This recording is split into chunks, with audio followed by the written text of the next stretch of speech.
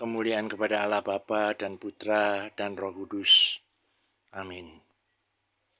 Shalom.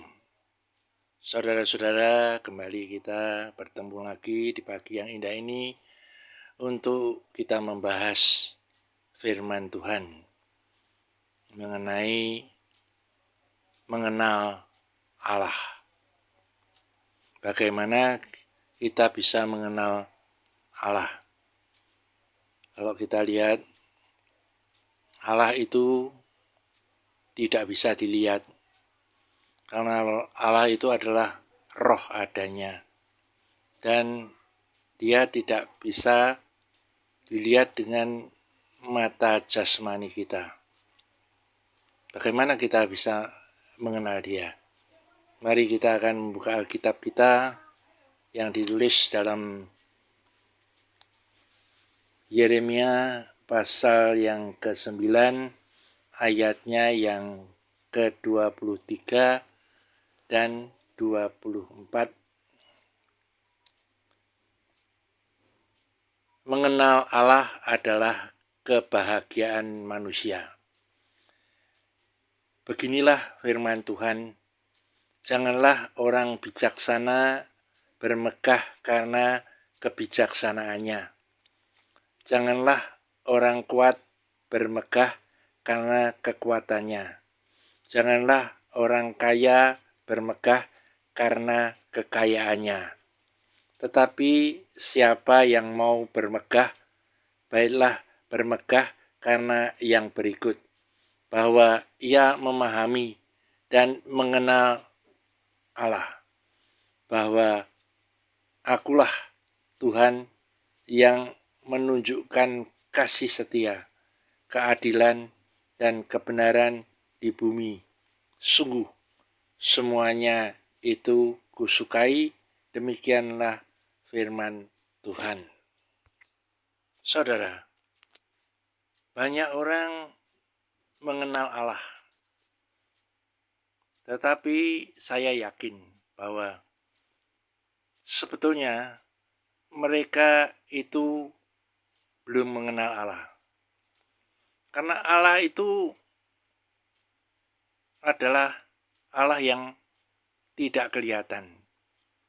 Mungkin mereka hanya mengenal bahwa Allah itu ada, tapi mereka tidak bisa merasakan di dalam kehidupan mereka yang nyata. Mengenal Allah bukan mengenal nama dan status, melainkan mengenal pribadinya, dapat menyelami sifat-sifatnya, karakter, kodrat ilahinya, dan juga memahami tindakan-tindakannya, pengajarannya. Saudara, bagaimana manusia bisa mencintai dan mengasihi sesuatu jika manusia tidak mengenal dan mengetahui sedalam-dalamnya sesuatu itu? Jika hanya sekilas atau sekedar tahu, akan membahayakan iman kita. Itu ditulis dalam Hosea 4 ayat yang ke-6. Demikian bunyi firman Tuhan. Umatku binasa karena tidak mengenal Allah.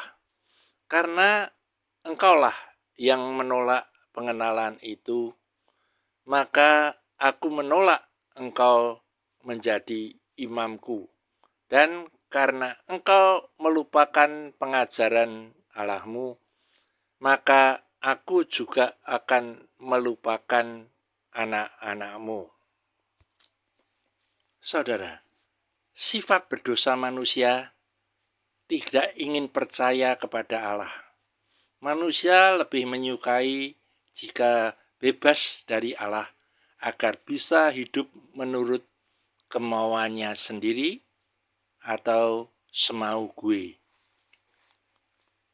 Alkitab berkata bahwa Allah menyatakan dirinya kepada manusia melalui 4 cara yang berbeda, yaitu yang pertama, Allah menyatakan dirinya di dalam alam semesta ciptaannya.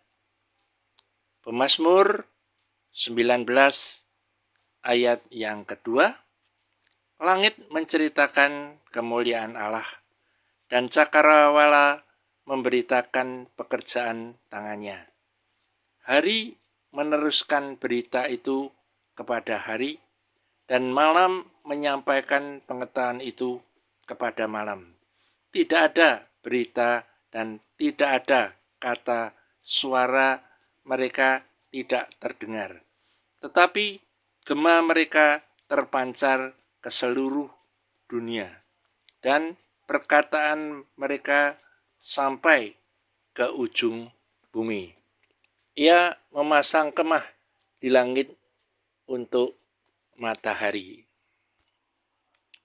Sebab apa yang tidak nampak daripadanya, yaitu kekuatannya yang kekal dan keilahiannya, dapat nampak kepada pikiran dari karyanya sejak dunia diciptakan, sehingga mereka tidak dapat berdalih.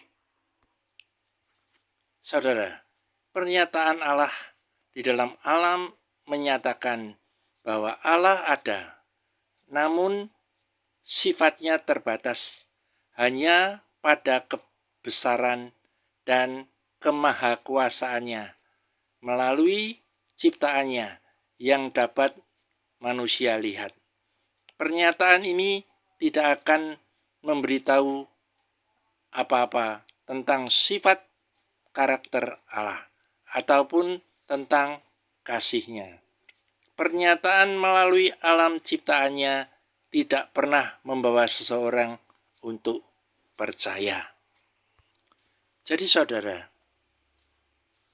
dengan pernyataan melalui apa yang kita lihat, yaitu penciptaannya, tidak akan pernah membawa seseorang itu untuk percaya.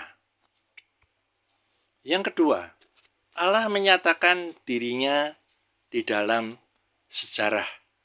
Ibrani pasal 1 ayat 1 sampai 3, demikian bunyi firman Tuhan. Setelah pada zaman dahulu Allah berulang kali dan dalam berbagai cara berbicara kepada nenek moyang kita dengan perantaraan nabi-nabi, maka pada zaman akhir ini Ia telah berbicara kepada kita dengan perantaraan anaknya yang telah Ia tetapkan sebagai yang berhak menerima segala yang ada. Oleh Dia, Allah telah menjadikan alam semesta. Ia adalah cahaya kemuliaan Allah dan gambar wujud Allah, dan menopang segala yang ada dengan firman-Nya yang penuh kekuasaan. Dan setelah Ia selesai mengadakan penyucian dosa, Ia duduk di sebelah kanan yang maha besar di tempat yang tinggi, jauh lebih tinggi daripada malaikat-malaikat, sama seperti nama yang dikaruniakannya kepadanya jauh lebih indah daripada nama mereka.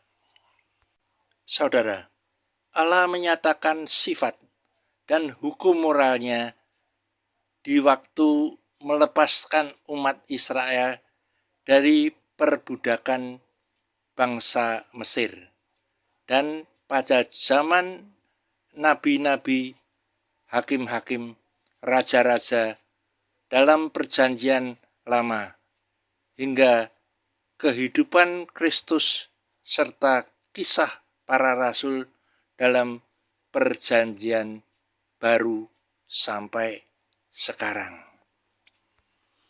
Kita akan melihat di dalam Ulangan pasal 10 ayat yang ke-12. Demikian bunyi firman Tuhan.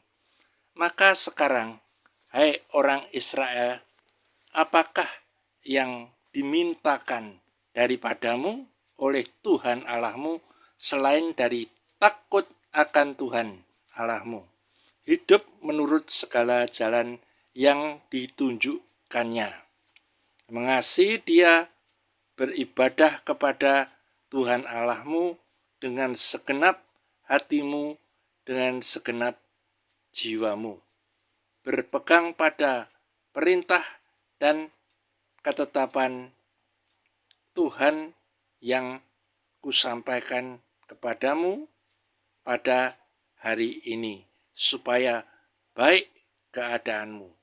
Sesungguhnya Tuhan Allahmu lah yang empunya langit, bahkan langit yang mengatasi segala langit, dan bumi dengan segala isinya.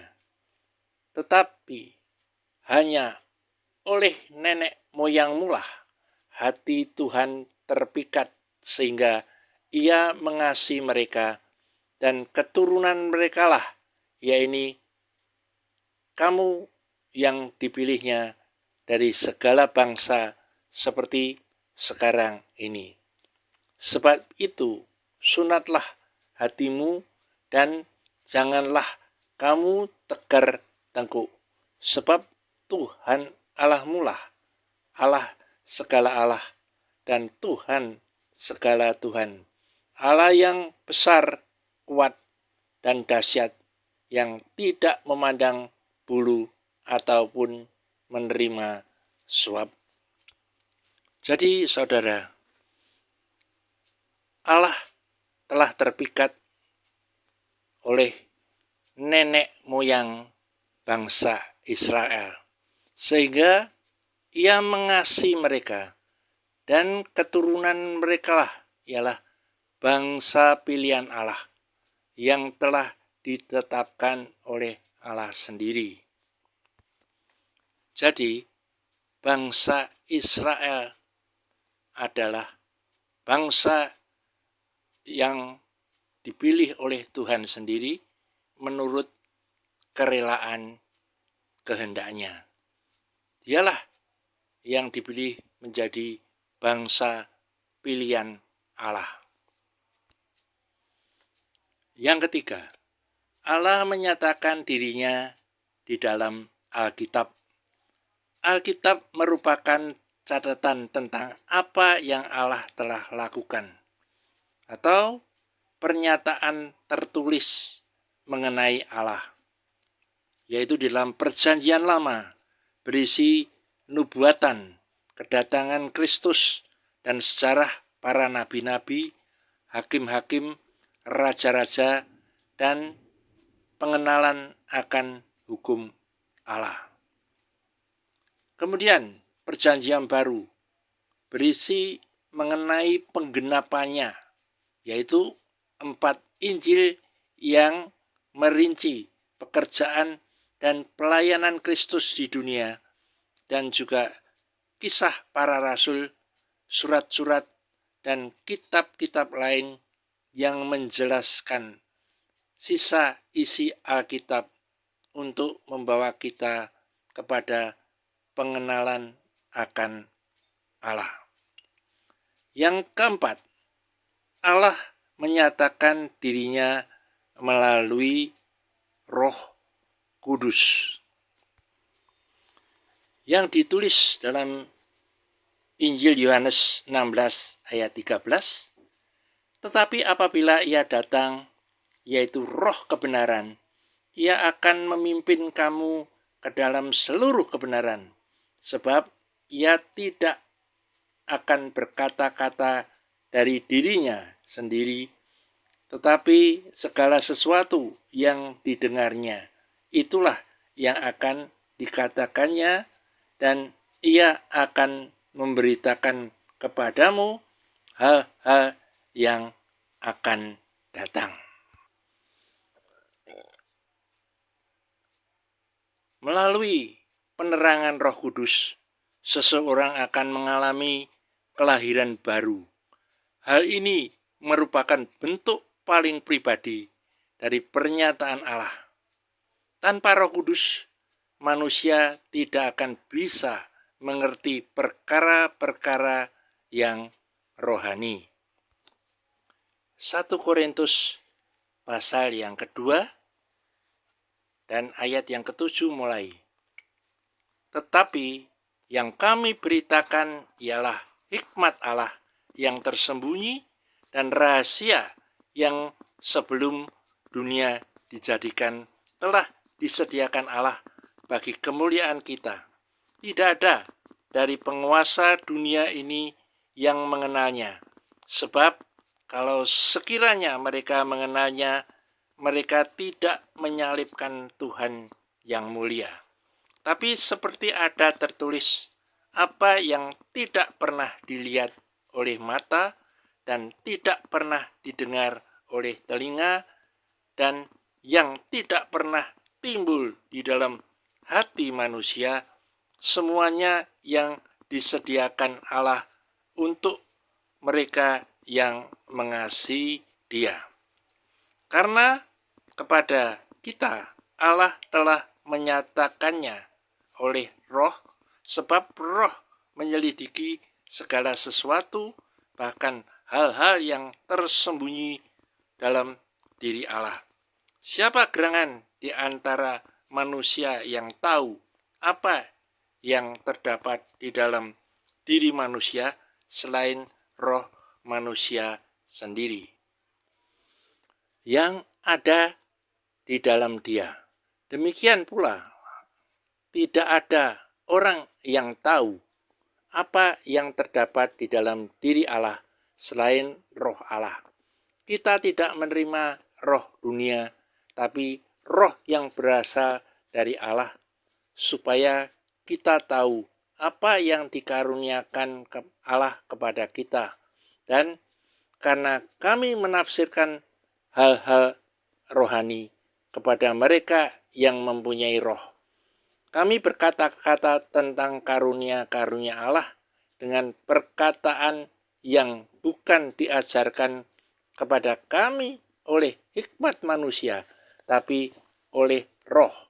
Tetapi manusia duniawi tidak menerima apa yang berasal dari roh Allah, karena hal itu baginya adalah suatu kebodohan, dan ia tidak dapat memahaminya. Sebab hal itu hanya dapat dinilai secara rohani. Tapi manusia rohani menilai segala sesuatu, tetapi ia sendiri tidak dinilai oleh orang lain. Sebab siapakah yang mengetahui pikiran Tuhan sehingga ia dapat menasihati dia? Tapi kami memiliki pikiran Kristus.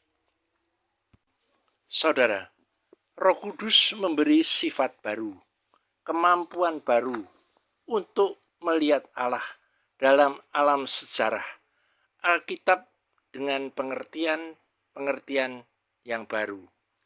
Di saat manusia mulai berpikir tentang apa yang telah Allah katakan, dan sewaktu mereka menghubungkan ayat-ayat yang berlainan dari Alkitab, pikiran mereka menjadi terbuka oleh pimpinan Roh Kudus, sehingga mereka pun menjadi orang yang telah berubah. Allah berbicara lewat pikiran manusia, dan Roh Kudus dapat menerangi firman-Nya, menjelaskan isinya. Alkitab membuka rohani dan pikiran manusia sehingga seseorang dapat mengenal Allah dengan lebih baik. Jadi, untuk mengetahui isi daripada Alkitab itu, manusia dipimpin oleh Roh Kudus yang memberikan pencerahan di dalam membaca ayat-ayat dan pasal yang ada di dalam Alkitab tersebut. Saudara, mengapa manusia perlu mengenal Allah dengan lebih baik? Yang pertama, karena Allah adalah terang. Itu ditulis dalam 1 Yohanes pasal 1 ayatnya yang kelima. Demikian bunyi firman Tuhan. Dan inilah berita yang telah kami dengar dari Dia dan yang kami sampaikan kepada kamu. Allah adalah terang, dan di dalam Dia sama sekali tidak ada kegelapan. Saudara, Ia memberikan petunjuk di dalam kegelapan, seperti pemandu yang menjelajahi gua-gua yang gelap. Dengan terang ia dapat menemukan jalan, dan jika ada seseorang yang kehilangan arah karena kegelapan, dengan mengarahkan terang itu membantu untuk menemukan kembali jalannya. Terang itu adalah firman Tuhan. Firman-Mu itu pelita bagi kakiku dan terang bagi jalanku. Yang kedua, Allah adalah kasih. Itu di dalam Yohanes 15 ayat yang ke-13. Tidak ada kasih yang lebih besar daripada kasih seorang yang memberikan nyawanya untuk sahabat-sahabatnya. Kamu adalah sahabatku jikalau kamu berbuat apa yang kuperintahkan kepadamu. Aku tidak menyebut kamu lagi hamba, sebab hamba tidak tahu apa yang diperbuat oleh tuannya. Tapi aku menyebut kamu sahabat, karena aku telah memberitahukan pada kamu segala sesuatu yang telah kudengar dari Bapa-Ku.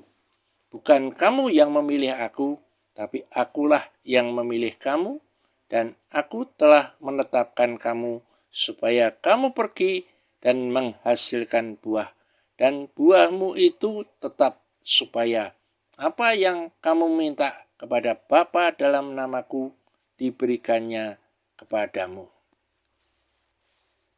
Inilah perintahku kepadamu, kasihlah seorang akan yang lain. Saudara, kasih yang sejati tidak menerima imbalan. Kasih itu melayani, bukan meminta dilayani. Kasih itu suka menolong, bukan suka ditolong. Kasih itu juga murah hati. Kasih itu lembut, dan kasih itu rendah hati. Yang ketiga, Allah adalah roh. Yohanes 4 ayat 24, demikianlah bunyi firman Tuhan. Allah itu roh, dan barang siapa menyembah Dia, harus menyembahnya di dalam roh dan kebenaran. Saudara, Allah itu roh adanya, dan dalam arti tidak dapat dibatasi ruang dan waktu. Ia ada bersama kita untuk menolong, menghibur, menyediakan damai sejahtera, dan mengasihi dan memberikan kekuatan. Jadi, saudara, Allah itu adalah Allah dari roh segala makhluk yang hidup. Yang keempat, Allah adalah Maha Kudus. Itu ditulis dalam 1 Petrus pasal 1 ayat 15 dan 16. Demikian bunyi firman Tuhan. Tetapi hendaklah kamu menjadi kudus di dalam seluruh hidupmu, sama seperti Allah yang kudus yang telah memanggil kamu. Sebab ada tertulis, kuduslah kamu sebab Aku kudus. Saudara, Allah itu kudus. Dilihat dari segi keagungannya, melukiskan kemuliaannya, kebesarannya, dan kekuasaannya. Dari segi kehendak yang melaksanakan berbagai hal. Kehendak Allah ditetapkan untuk menyatakan dirinya sebagai Allah yang Maha Kudus. Kehendak Allah ditetapkan untuk bertindak sebagai Allah yang Maha Kuasa atau El Shaddai. Kehendak Allah ditetapkan untuk dikenal sebagai Allah yang Maha Pengasih dan Pemurah. Dari segi murka Allah sebagai tanggapan terhadap dosa, karena Allah tidak dapat hidup berdampingan dengan kejahatan. Terang tidak dapat bercampur dengan kegelapan. Dari segi kebenaran, hukum Allah merupakan pernyataan mengenai kebenaran. Yang kelima, Allah itu Maha Tinggi atau El Elyon, yaitu hikmat Allah tidak terjangkau oleh manusia. Ayub pasal 36 ayat yang ke-26. Sesungguhnya Allah itu besar, tidak tercapai oleh pengetahuan kita. Jumlah tahunnya tidak dapat diselidiki. Oh, alangkah dalamnya kekayaan hikmat dan pengetahuan Allah. Sungguh tak terselidiki keputusannya dan sungguh tak terselami jalan-jalannya. Sebab siapakah yang mengetahui pikiran Tuhan? Atau siapakah yang pernah menjadi penasihatnya? Atau siapakah yang pernah memberikan sesuatu kepadanya sehingga ia harus menggantikannya? Sebab segala sesuatu dari Dia dan oleh Dia dan kepada Dialah, bagi Dialah kemuliaan sampai selama-lamanya. Yang keenam, Allah Maha Tahu. Mazmur 139 ayat yang pertama,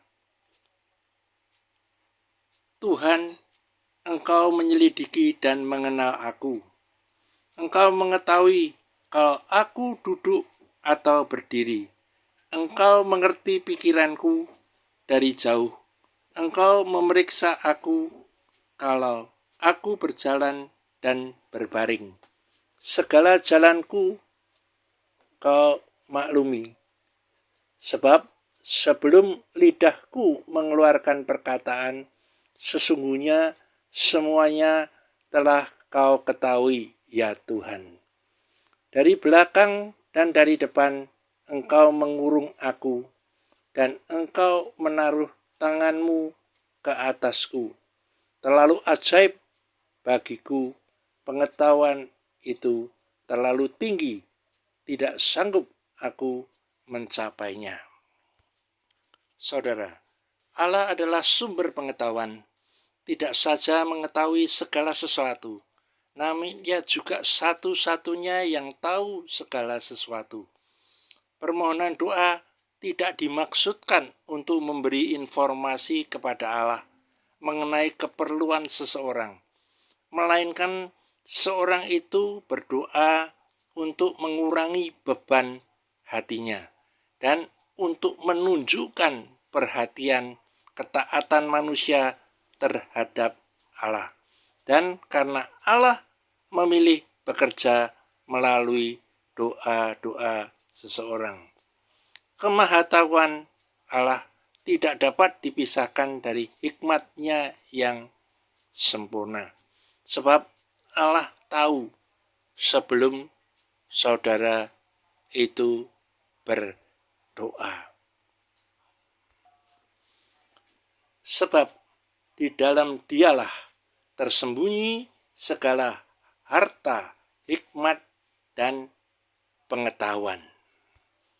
Jadi, kemahatauan Allah tidak dapat dipisahkan dari hikmatnya dan pengetahuannya yang sempurna.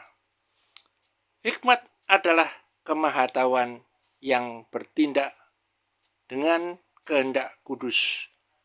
Jika Allah mengetahui akhir dan permulaannya, Ia juga mengetahui hal-hal yang dan setiap langkah yang terkecil dan sanggup membuat semua bekerja sama sehingga pada akhirnya mendatangkan manfaat kepadanya, nampak berlawanan dengan manusia. Yang ketujuh, Allah Maha Kuasa. Allah itu El Shaddai. Aku adalah Alfa dan Omega, firman Tuhan Allah yang ada dan yang sudah ada dan yang akan datang, yang Maha Kuasa. Allah yang Maha Kuasa artinya tidak ada satupun yang tidak dapat dikerjakannya, tidak ada batasan dalam kekuatannya, dan konsisten sifatnya. Terkadang manusia berpikir mengapa sesuatu hal dapat terjadi atau mengapa dapat melakukan hal tersebut apabila hal tersebut nampaknya bukan jawaban yang memuaskan. Itu dikarenakan seseorang tidak dapat memahami rencana Allah. Karena manusia sedang mencoba membuat Allah berpikir secara manusia. Saudara, hikmat Allah itu tidak terjangkau oleh manusia. Pemahaman akan kemahakuasaan Allah merupakan dasar keyakinan kita untuk menyembah Allah. Yang kedelapan, Allah itu maha hadir. Kemana aku dapat pergi menjauhi rohmu? Kemana aku dapat lari dari hadapanmu? Jika aku mendaki ke langit, engkau di sana. Jika aku menaruh tempat tidurku di dunia orang mati, di situ pun engkau berada. Jika aku terbang dengan sayap fajar dan membuat kediaman di ujung laut, juga di sana tanganmu akan menuntun aku dan tangan kananmu memegang aku. Saudara, pada hakikatnya Allah ada di mana-mana, tidak dapat dibatasi oleh ruang dan waktu, tidak pernah bercampur dengan ketidaksucian manapun. Allah dapat menyentuh apapun dan tidak tercemar olehnya. Seperti misalnya sinar matahari yang jatuh di tempat yang busuk dan kotor. Namun hal yang busuk dan kotor tersebut tidak dapat merusak atau mencemari sinar matahari. Allah tinggal di antara sayap-sayap kerubin di atas tabut perjanjian, yaitu tempat khusus di mana Allah mendirikan tahta bagi kemuliaannya secara simbolis. Saudara, kalau Allah Maha Hadir dan Allah itu Immanuel, Allah beserta kita, apakah yang akan kita khawatirkan? Sebab firman Tuhan berkata, bukankah burung pipit dijual 2 ekor seduit, namun seekor pun daripadanya tidak akan jatuh ke bumi di luar kehendak Bapamu, dan kamu rambut kepalamu pun terhitung semuanya. Sebab itu janganlah kamu takut, karena kamu lebih berharga daripada banyak burung pipit. Setiap orang yang mengakui aku di hadapan manusia, aku juga akan mengakuinya di depan Bapa-Ku yang di sorga. Tapi barang siapa menyangkal aku di depan manusia, aku juga akan menyangkalnya di depan Bapa-Ku yang di sorga. Jadi saudara, Allah senantiasa akan selalu menolong dan melindungi engkau. Yang perlu kita lakukan hanya mempercayainya dan mengakuinya bahwa Allah itu Allah yang Immanuel. Saudara, jika Allah yang maha hadir dan kita ini adalah baiknya, sebagai orang percaya tidak perlu berdaya upaya untuk mencari-cari Allah dan menghadirkannya. Yang perlu kita lakukan yaitu melihatnya di dalam batin kita yang tersembunyi, di mana Allah itu ada. Dan kita akan menemui Allah di dalam baiknya. Dan sering kehadiran Allah tidak kita sadari sampai Tuhan yang menyingkapkannya. Hambatan untuk melihat kehadiran Allah, karena mata yang dipenuhi kekelaman atau penderitaan. Semakin banyak penderitaan, semakin Allah tertutup olehnya. Dan juga tidak suka kehadirannya, karena takut akan dosa yang telah diperbuat itu diketahui olehnya, sehingga menjadi beban, tidak memiliki damai, dan ingin bersembunyi dari Allah seperti Adam dan Hawa. Yang ke-9, Allah tidak berubah. Kita lihat di dalam Mazmur 89 ayatnya yang ke-35. Aku tidak akan melanggar perjanjianku, dan apa yang keluar dari bibirku tidak akan kuubah.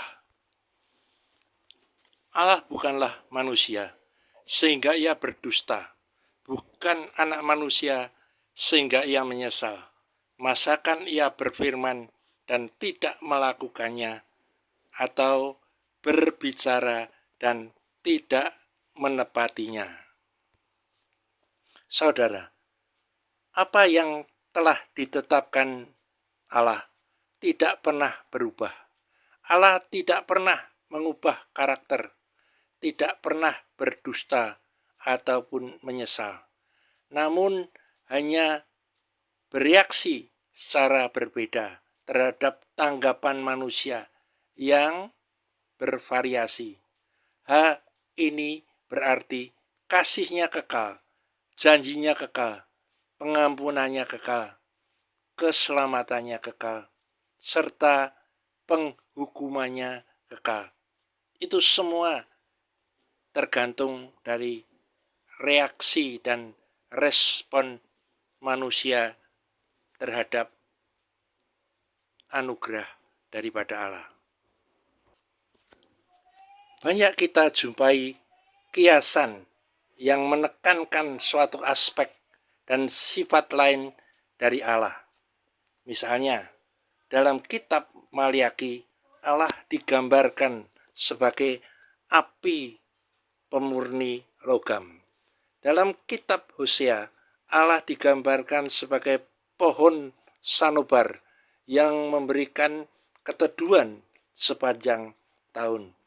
Kiasan-kiasan lain, Allah sebagai petani anggur, atau batu penjuru bangunan, atau pokok anggur, dan juga anak domba, dan juga pintu kandang, gembala, mempelai laki-laki, dan juga gelarnya singa dari Yehuda. Yesus merupakan rupa Allah sebenarnya. Di dalam kehidupan sehari-hari sebagai manusia biasa. Ia dapat haus dan lapar. Dia juga dapat sedih, menangis, marah, tertawa, atau lelah, dan sebagainya seperti manusia umumnya. Karena dia sepenuhnya adalah manusia, tapi juga dia sepenuhnya adalah Allah. Kiasan membawa kepada pengertian yang jauh lebih menarik dan lebih jelas. Allah telah membangun gambaran di dalam jiwa manusia. Jikalau manusia tidak memperhatikan kiasan-kiasan dalam Alkitab, ia akan kehilangan sebagian besar dimensi rohani dan arti yang tercantum di dalam setiap ayat dan pasal daripada firman Tuhan. Saudara, apakah kita telah mengenal Allah yang sesungguhnya? Jika kita telah mengenal Allah, kita akan menggunakan waktu kita lebih banyak bersama dengan Dia, berbicara tentang Dia, beribadah kepadanya, tidak mengutamakan hal-hal yang dari duniawi, hiburan, siaran TV, radio, pertunjukan, show, olahraga, hobi, politik, pekerjaan, dan lain-lain sebagainya. Jika kita telah mengenal Allah, nilai-nilai kita akan mencerminkan nilai-nilai Allah, bukan menurunkan nilai hidup manusia dengan menyalahgunakan kebebasan yang diberikan Tuhan dalam seks, penggunaan obat-obat terlarang, abortus, perceraian, perselingkuhan, dan sebagainya. Jikalau kita sungguh-sungguh mengenal Allah, fokus hidup kita akan lebih mengarah ke atas, mengutamakan yang tidak kelihatan. Hidup dalam kekekalan, bukan hanya mengutamakan yang kelihatan saja, yang hanya bersifat sementara, yaitu mementingkan diri kita sendiri dan menyerahkan hidupnya kepada kenikmatan dunia. Saudara, kita bisa melihat di dalam 2 Korintus pasal 4 ayat yang ke-16, sebab itu kami tidak tawar hati, tetapi meskipun manusia lahiriah kami semakin merosot, namun manusia batinnya kami dibaharui dari sehari ke sehari, sebab penderitaan ringan yang sekarang ini mengerjakan bagi kami kemuliaan kekal yang melebihi segala-galanya, jauh lebih besar daripada penderitaan kami. Sebab kami tidak memperhatikan yang kelihatan, melainkan yang tidak kelihatan. Karena yang kelihatan adalah sementara, sedangkan yang tidak kelihatan adalah kekal.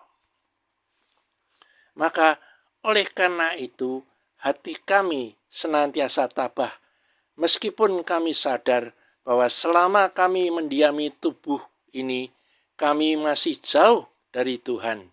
Sebab hidup kami ini adalah hidup karena percaya, bukan karena melihat. Tetapi hati kami bertabah, dan terlebih suka kami beralih dari tubuh ini untuk menetap pada Tuhan. Sebab itu juga kami berusaha, baik kami diam di dalam tubuh ini, maupun kami diam di luarnya, supaya kami berkenan kepadanya. Sebab kita semua harus menghadap tahta pengadilan Kristus, supaya setiap orang memperoleh apa yang patut diterimanya sesuai dengan yang dilakukannya dalam hidupnya itu baik ataupun jahat. Saudara, jikalau kita sungguh-sungguh mengenal Allah, kita akan berusaha menerangi sekeliling kita dengan pelita yang ada pada diri kita, bukan menyembunyikan pelita itu di bawah gantang. Kita menjadi saksi dan menjadi berkat bagi banyak orang.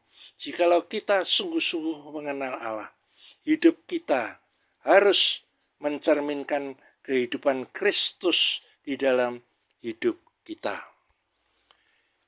Menyelami sifat-sifat Allah. Manusia tidak perlu takut atau khawatir ataupun cemas dengan segala permasalahan sebab Allah itu Maha Kuasa. Manusia tidak perlu kecewa sebab Allah itu Maha Adil dan Maha Benar dalam seluruh tindakannya. Manusia tidak perlu kecil hati sebab Allah itu Maha Murah hati, Maha Kasih dan Maha Baik. Manusia tidak perlu tertuduh sebab Allah Maha Setia dan Pengampun. Manusia tidak perlu sembunyi-sembunyi dalam dosa sebab Allah itu Maha Tahu dan Maha Hadir. Manusia jangan coba-coba melakukan dosa sebab Allah itu Maha Kudus. Allah tidak bisa bercampur dengan hal-hal yang berdosa. Saudara, apa akibatnya jika kita tidak mengenal Allah secara benar? Yang pertama, pengenalan yang samar-samar akan membawa kita pada kesesatan dan berakhir dengan kematian. Yang kedua, pengenalan yang sejati adalah pengalaman dalam kehidupan sehari-hari, dalam persekutuan dengan Tuhan, bukan hanya waktu di gereja. 3. Kalau kita mengenal lebih dekat, kita tidak akan tahu apa yang terjadi dan apa yang menjadi kehendak dan rencana Allah dalam hidup kita dan bagaimana cara Allah bekerja. Keempat, tidak bisa mendengar panggilannya untuk sesuatu perubahan. Rohnya menjadi tidak berkembang karena hanya mengutamakan perkembangan dalam jasmani intelektualnya saja. Yang kelima, akhirnya hati nuraninya menjadi mengeras, membangkang, memberontak, hati yang dekil, dan melanggar hati nuraninya sendiri. Roh kita berhubungan melalui hati nurani dan jiwa. Apabila diperkuat oleh firman Tuhan dan suara Roh Kudus merupakan pemandu yang pasti. Jika hati nurani kita dihanguskan oleh keserakan, kesombongan, kebiasaan buruk, dosa yang membandal, maka asas-asas rohani akan tersamarkan dan akan menjadi tidak jelas dan dapat membutakan pengenalan akan Allah. Jikalau kita mengenal Allah, kita hidup di dalam kebenaran sesuai dengan firman Kristus, berpadanan dengan Injil Kristus, bukan Injil yang lain atau Injil manusia atau Injil kemakmuran. Kebenaran yang murni mengajarkan kita harus sudah mati bagi dosa dan hidup kita tersembunyi bersama dengan Kristus. Seseorang yang mengenal Allah harus bersedia untuk tidak mencintai dunia, sebab percintaan dunia membuatnya tidak mampu mengerti kebenaran dan menjadi musuhnya Allah. Harga pengenalan akan Allah itu tidak mengumpulkan harta di bumi, melainkan menginvestasikannya harta kita di sorga. Dan apa tandanya kita mengenal Allah? Yang pertama, kita melangkah dengan iman percaya kita. Kedua, bersaksi untuk kemuliaan Tuhan. Ketiga, pujilah, agungkanlah, dan sembahlah Dia di dalam roh dan kebenaran. 4. Bersukacitalah dan mengucap syukur setiap saat, apapun keadaannya. 5. Tingkatkan hubungan komunikasi dengan Allah melalui doa dan persekutuan. 6. Mengenal kasih-Nya lebih dalam melalui firman-Nya yang menjadikan pertumbuhan karakter rohani kita. Yang ketujuh, menjalin hubungan yang akrab dengan Roh Kudus untuk mengetahui rencana dan kehendak Allah dalam hidup kita dan memohon petunjuk-Nya supaya Roh Kudus bisa membimbing kita di dalam pencerahan mengenai firman Tuhan. Akhirnya saudara, tugas kehidupan kita yang harus dipenuhi dan untuk setiap orang adalah menemukan Tuhan dalam hidupnya. Banyak orang tidak tahu apakah tugas kehidupan yang mereka pahami adalah menjalani kehidupan seperti orang dunia. Pada umumnya, mencari harta duniawi untuk dinikmati sampai anak cucunya. Saudara, mahalnya waktu hidup kita adalah adanya kesempatan yang Allah sediakan bagi kita untuk melakukan suatu tindakan guna mengenal Allah dan kehendak-Nya serta rencananya yang indah. Kalau waktu diisi dengan kegiatan untuk sesuatu yang bernilai kekal dari Allah, maka waktu Anda akan menjadi berharga, bernilai, dan berarti. Karena hak kebebasan untuk memiliki dan memilih yang diberikan Tuhan telah membutakan mata hati kita terhadap konsekuensi resiko yang harus ditanggung bagi orang yang tidak mengenal Allah. Mereka tidak memahami maksud kedatangan Tuhan ke dunia.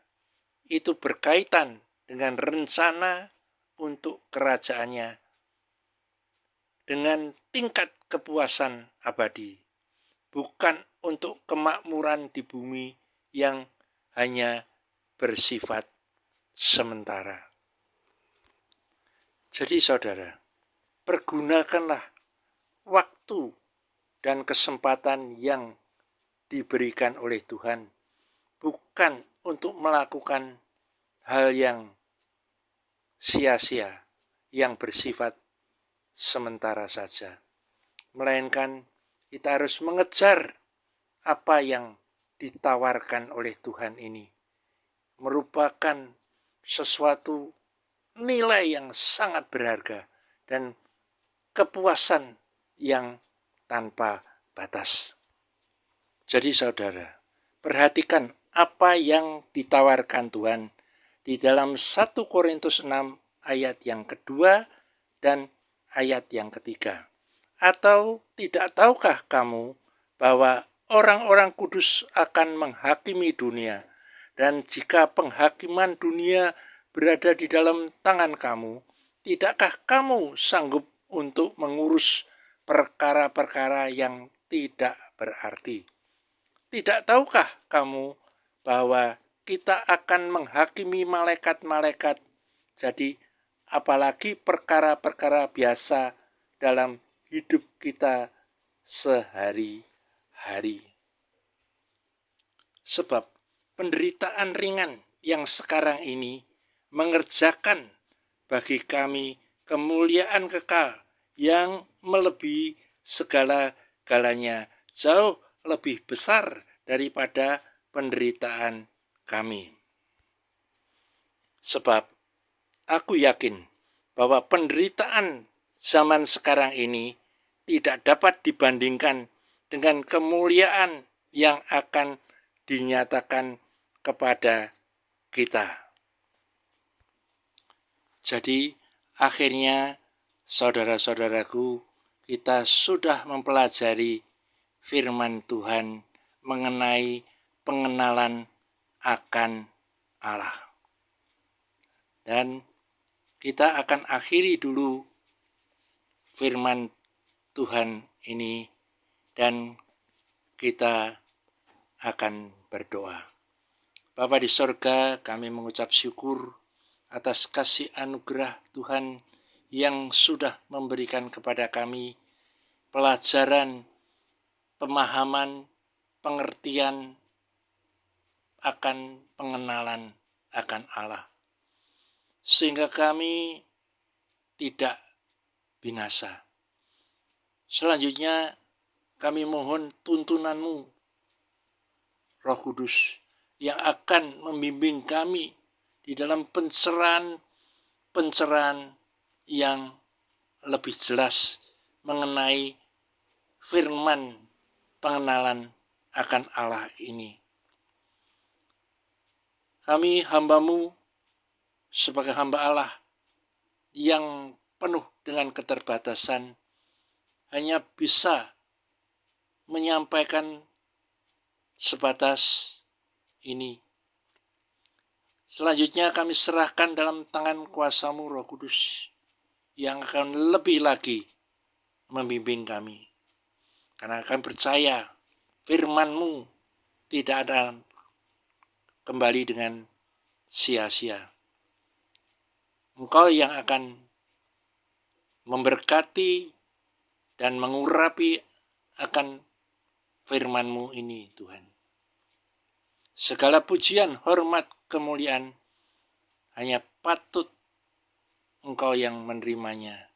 Di dalam nama Bapa, Putra, dan Roh Kudus, di dalam nama Tuhan Yesus Kristus, kami sudah berdoa dan mengucap syukur.